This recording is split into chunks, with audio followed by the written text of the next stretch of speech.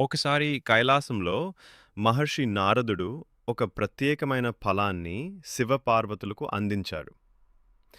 ఆ ఫలం తిన్నవారికి అనంతమైన జ్ఞానం లభిస్తుందని చెప్పారు. అయితే ఆ ఫలం ఒక్కరికి మాత్రమే ఇవ్వాలి. శివుడు, పార్వతమ్మ ఇద్దరు తమ కుమారులైన గణేశుడు, కుమారస్వామి మధ్య ఒక పరీక్ష పెట్టారు.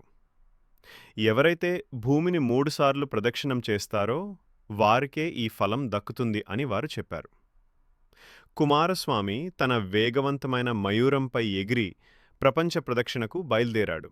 కాని చిన్న వాహనమైన మూషికంపై గణేశుడు అంత వేగంగా వెళ్ళలేడని గ్రహించాడు.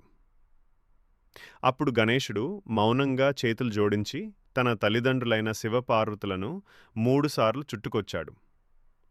నాకు తల్లిదండ్రులే ప్రపంచం, వారిని ప్రదక్షిణం చేయడమంటే భూలోకాన్ని చుట్టినట్టే అని వినయంగా అన్నాడు.